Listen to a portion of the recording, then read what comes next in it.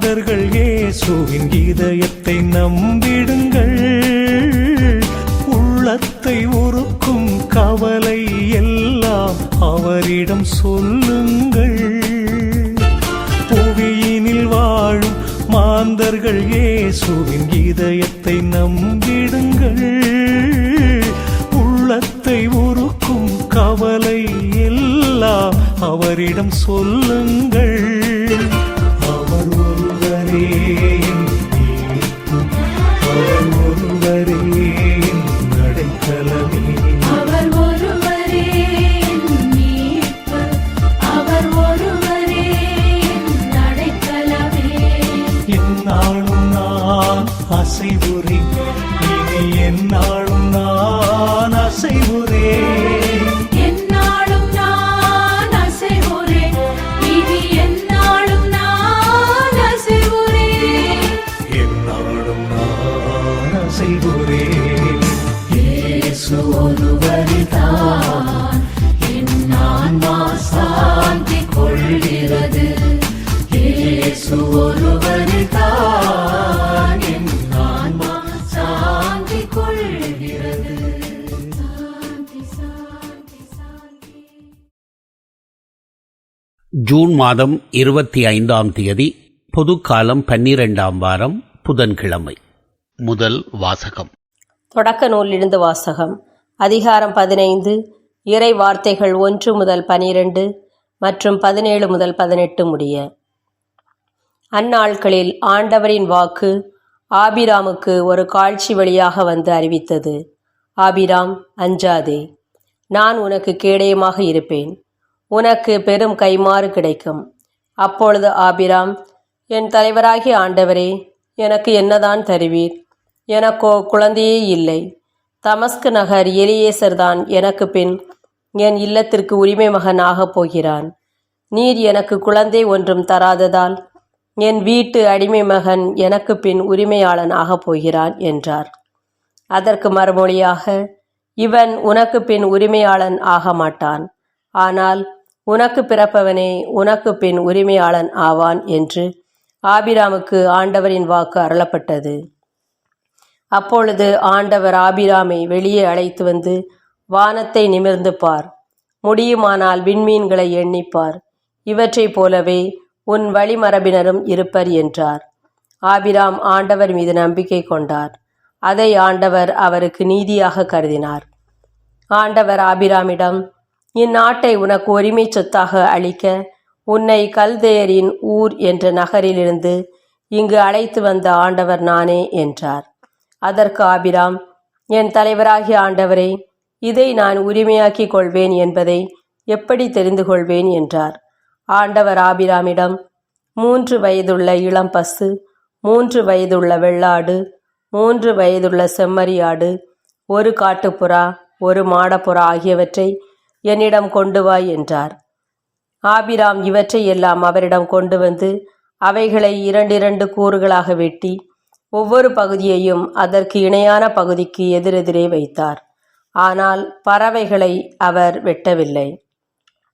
துண்டித்த உடல்களை பறவைகள் தின்ன வந்தபொழுது ஆபிராம் அவற்றை விரட்டிவிட்டார். கதிரவன் மறையும் நேரத்தில் ஆபிராமுக்கு ஆழ்ந்த உறக்கம் வந்தது. அச்சுறுத்தும் காரிருள் அவரை சூழ்ந்தது. கதிரவன் மறைந்ததும் இருள் படர்ந்தது. அப்பொழுது புகைந்து கொண்டிருந்த தீச்சட்டி ஒன்றும் எரிந்து கொண்டிருந்த தீப்பந்தம் ஒன்றும் அந்த கூறுகளுக்கிடையே சென்றன. அன்றே ஆண்டவர் ஆபிராமுடன் ஓர் உடன்படிக்கை செய்து, எகிப்தில் உள்ள ஆற்றிலிருந்து யூப்ரதிசு பேராறு வரை உள்ள இந்நாட்டை உன் வழிமரபினருக்கு வழங்குவேன் என்றார். ஆண்டவரின் அருள்வாக்கு. இறைவா, உமக்கு நன்றி. நற்செய்தி வாசகம். போலி இறைவாக்கினர்களை அவர்களுடைய செயல்களைக் கொண்டே இனங்கண்டு கொள்வீர்கள். மத்தேயு எழுதிய தூய நற்செய்தியிலிருந்து வாசகம். அதிகாரம் 7 வசனங்கள் 15 - 20 வரை. அக்காலத்தில் இயேசு தம் சீடரை நோக்கி கூறியது, போலி இறைவாக்கினரை குறித்து எச்சரிக்கையாயிருங்கள். ஆட்டுத் தோலை போர்த்திக் கொண்டு உங்களிடம் வருகின்றனர், ஆனால் உள்ளேயோ அவர்கள் கொள்ளையிட்டு தின்னும் ஓநாய்கள். அவர்களின் செயல்களைக் கொண்டே அவர்கள் யாரென்று அறிந்து கொள்வீர்கள். முட்செடிகளில் திராட்சை பழங்களையோ முட்பூண்டுகளில் அத்திப்பழங்களையோ பறிக்க முடியுமா? நல்ல மரமெல்லாம் நல்ல கனிகளை கொடுக்கும், கெட்ட மரம் நச்சுக்கனிகளை கொடுக்கும். நல்ல மரம் நச்சுக்கனிகளை கொடுக்க இயலாது, கெட்ட மரமும் நல்ல கனிகளை கொடுக்க இயலாது. நல்ல கனி கொடாத மரங்கள் எல்லாம் வெட்டப்பட்டு நெருப்பில் எறியப்படும். இவ்வாறு போலி இறைவாக்கினர் யாரென அவர்களுடைய செயல்களைக் கொண்டே இனங்கண்டு கொள்வீர்கள். ஆண்டவரின் அருள்வாக்கு. கிறிஸ்துவே உமக்கு புகழ். அன்புக்குரியவர்களே, ஆபிரகாம் தன் சொந்த ஊரிலிருந்து வெளியேறிய பின்பு அவர் சென்ற இடங்களில் எல்லாம் பலிபீடம் கட்டி கடவுளை வழிபட்டார். ஷெக்கேமில் பலிபீடம் கட்டினார், தொடக்க நூல் 12:7. அங்கிருந்து பெத்தேலுக்கு வந்தபொழுது அங்கும் ஒரு பலிபீடம் கட்டினார், தொடக்க நூல் 12:8. அங்கிருந்து தான் சென்ற மம்ரே பள்ளத்தாக்கில் பலிபீடம் கட்டினார், தொடக்க நூல் 13:18.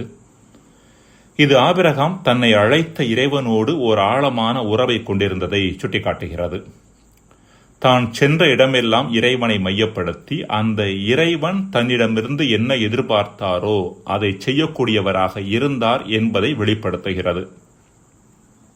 பலி கொடுப்பது மட்டுமே இறைவனோடு உள்ள உறவில் வளர்வதற்கான வழி என்று எண்ணப்பட்ட காலத்தில் பலிபீடம் கட்டுவது இறைவனோடு உடனான உறவிற்கு அவர் முக்கியத்துவம் கொடுப்பதை எடுத்துரைக்கிறது. இந்த பின்னணியில்தான் முதல் வாசகத்தில் சுட்டிக்காட்டப்படும் உடன்படிக்கை பார்க்கப்பட வேண்டும்.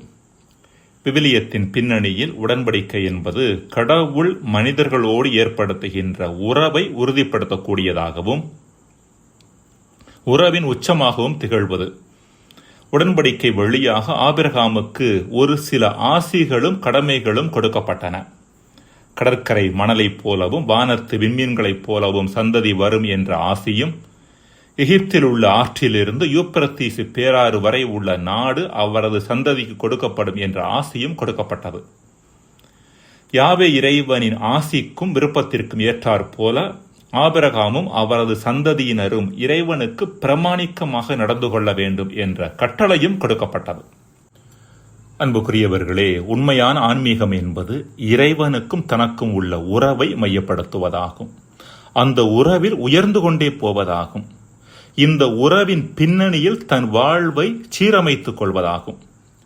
இதுதான் ஆபிரகாமின் வாழ்வில் நாம் பார்க்கின்றோம். ஆபிரகாம் இறைவனுக்கும் தனக்கும் இடையேயான உறவிற்கு அதிகம் அழுத்தம் கொடுக்கக்கூடியவராக இருந்தார். அந்த உறவின் பின்னணியில் தன் வாழ்வை நேர்மையாகவும் சரியானதாகவும் வைத்துக் கொண்டார். இவ்வாறு ஆபிரகாமில் நாம் உண்மையான ஆன்மீகத்தை பார்க்கின்றோம். உண்மையான ஆன்மீகத்திற்கு மாற்றான காரியங்களை செய்பவர்கள் போலி இறைவாக்கினர்கள்.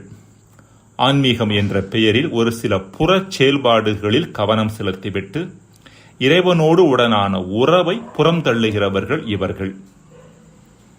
புறச் செயல்பாடுகளை சரியாக வைத்துக் கொள்வதாலே தாங்கள் கடவுளுக்கு நெருக்கமாக இருப்பதாக எண்ணிக்கொள்ளுகின்றவர்கள் இவர்கள். இவர்களது ஒட்டுமொத்த வாழ்வோ கடவுளிடமிருந்து மிகவும் அந்நியப்பட்டதாக இருக்கும்.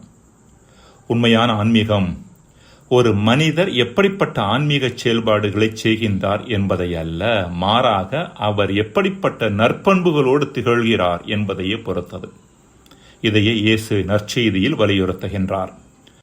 நற்கனிகள் நற்பண்புகள் மற்றும் நற்செயல்பாடுகளையும், நச்சுக்கனிகள் தீய பண்புகள் மற்றும் தீய செயல்பாடுகளையும் சுட்டி நிற்கின்றன. ஒரு இஸ்லாமிய சுல்தானை பற்றிய கதை இது. ஒவ்வொரு நாளும் இவர் அதிகாலையில் எழுந்து தொழுகைக்கு செல்வது வழக்கம். ஒரு முறை இவர் அசதியால் அதிகமாக உறங்கிவிட்டார். எழ வேண்டிய நேரத்தில் எழவில்லை. அப்போது யாரோ ஒருவர் தன்னை தட்டி எழுப்புவதை உணர்ந்தார். எழுந்து வழிபாட்டிற்கு செல் என்ற குரலும் கேட்டது. எழுந்து பார்த்தால் சாத்தான் அங்கு நின்று கொண்டு அவரை தட்டி எழுப்பிக் கொண்டிருந்தான். அவருக்கு ஆச்சரியமாக இருந்தது. தொழுகைக்கு போவதற்காக சாத்தான் தன்னை தட்டி எழுப்புவதா? அவர் சாத்தானை நோக்கி, நீ வழக்கமாக மக்கள் தொழுகைக்கு செல்லாமல் தடையல்லவா செய்வாய், இப்பொழுதோ என்னை தொழுகைக்கு எழுப்புகிறாயே, என்ன காரணம் என்று கேட்டார். அதற்கு சாத்தான், நீ அதிகமாக தூங்கி தொழுகைக்கு போகாவிட்டால் அதற்காக பின்பு மிகவும் வருத்தப்படுவாய். அதை சரி கட்டும் பொருட்டு வேறு ஏதாவது நல்ல காரியம் அன்று செய்வாய். இதெல்லாம் உன்னை கடவுளுக்கு பக்கத்தில் கொண்டு போய் விடுகிறது. இதற்கு மாறாக தொழுகையில் நீ பங்கெடுத்து விட்டாய் என்றால் அன்றைய நாளில் கடவுளுக்குரிய கடமைகளை செய்து முடித்து விட்டதாக எண்ணி நீ திருப்தி அடைந்து விடுவாய். உன் உள்ளத்தில் எந்த மாற்றமும் நிகழாது. நம்மிடம் எல்லாம் சரியாயிருக்கிறது என்று நீ எண்ணி விடுவாய். அந்த போலி திருப்தியை நீ அனுபவித்து நீ பழைய மனிதனாகவே இருக்க வேண்டும் என்பதற்காகவே உன்னை எழுப்புகிறேன் என்று சொன்னதாம். அன்புக்குரியவர்களே, நம்மில் பலர் வழிபாடு சுட்டிக்காட்டும் திசையில் தொடர்ந்து பயணிக்காமல் அது தரும் ஒருவிதமான போலி திருப்தியில் உழன்று நம் ஆன்மீக வாழ்வை ஒரு குறுகிய வட்டத்திற்குள் அடைத்துக் கொள்கிறோம். நம் வழிபாடு சரியானதாக இருந்தால் அது நம்மில் சரியான மனநிலையை உருவாக்கும். சரியான மனநிலை நம்மில் சரியான செயல்பாடுகளை பிறப்பிக்கும். நம் சரியான செயல்பாடுகள் நம்மை சுற்றியிருக்கும் சமூகத்தை சரியான பாதையில் உந்தித் தள்ளும். இது நிகழும்போது மட்டுமே நாம் உண்மையான ஆன்மீகவாதிகளாகவும் இறைவனுக்கு ஏற்ற இறைவாக்கினர்களாகவும் இருக்கிறோம் என்று அர்த்தம். மன்றாடுவோமாக. இறைவா, ஆன்மீக செயல்பாடுகளை நாங்கள் சடங்காச்சாரமான மனப்பக்குவத்தோடு அணுகினோம் என்றால் அவை கூட எங்களது ஆன்மீக வளர்ச்சியை சிதைக்கக்கூடும் என்ற உண்மையை உணர எங்களுக்கு வரம் தாரும். ஆமேன்.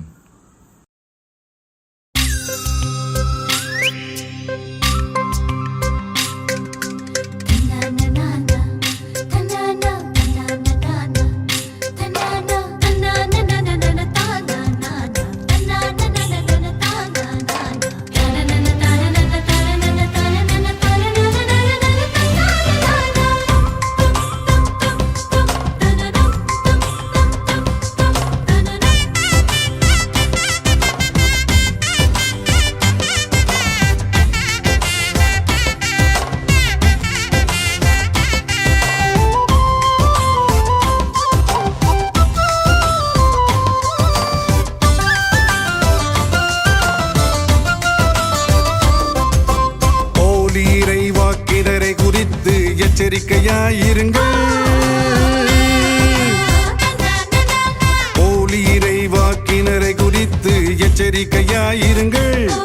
அவர்கள் ஆட்டுத்தோலை போர்த்திக் கொண்டு உங்களிடம் வருகின்றனர். ஆனால் உள்ளேயோ அவர்கள் கொள்ளையிட்டு தின்னும் ஓநாய்கள். அவர்களின் செயல்களை கொண்டே அவர்கள் யார் என்று அறிந்து கொள்வீர்கள். போலி இறைவாக்கினரை குறித்து எச்சரிக்கையாயிருங்கள். எச்சரிக்கையாயிருங்கள்.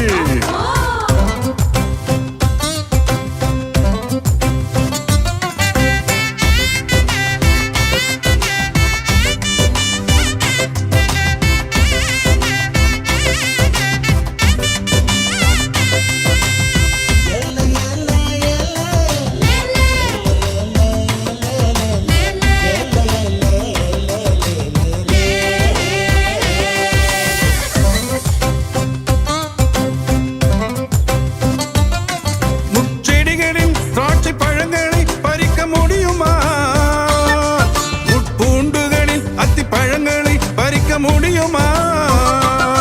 முட்செடிகளின் திராட்சை பழங்களை பறிக்க முடியுமா? முட்பூண்டுகளில் அத்திப்பழங்களை பறிக்க முடியுமா? நல்ல மரம் எல்லாம் நல்ல கனிகளை கொடுக்குமே, கெட்ட மரம் எல்லாம் நச்சு கனிகளை கொடுக்குமே. நல்ல மரம் நச்சு கனி கொடுக்க முடியாது, கெட்ட மரம் நல்ல கனி கொடுக்க முடியாது. நல்ல கனி கொடுக்காத மரம் எல்லாம் வெட்டப்பட்டு நெருப்பினில் எரியப்படும். இவ்வாறு போலி இறைவாக்கினர் யாரென அவர்களின் செயல்களால் அறிந்து கொள்வீர். செயல்களால் அறிந்து கொள்வீர். போலி இறைவாக்கினரை குறித்து எச்சரிக்கையாயிருங்கள். அவர்கள் ஆட்டுத்தோலை போர்த்திக் கொண்டு உங்களிடம் வருகின்றனர். ஆனால் உள்ளேயோ அவர்கள் கொள்ளையிட்டு தின்னும் ஓநாய்கள். அவர்களின் செயல்களை கொண்டே அவர்கள் யார் என்று அறிந்து கொள்வீர்கள். போலி இறைவாக்கினரை குறித்து எச்சரிக்கையாயிருங்கள். எச்சரிக்கையாயிருங்கள்.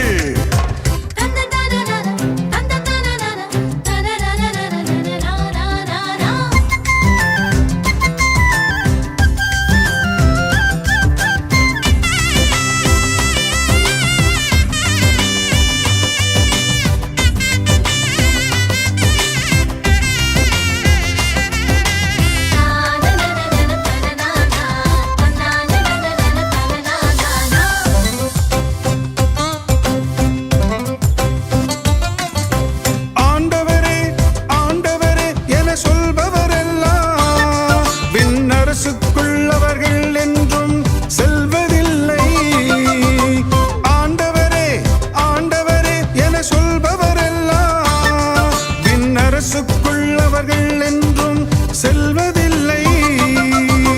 வானக தந்தையின் திருவுளப்படியே வாழ்பவரே, என் வலப்பக்கம் இடப்பக்கம் தந்தையோடு அமர்வாரே.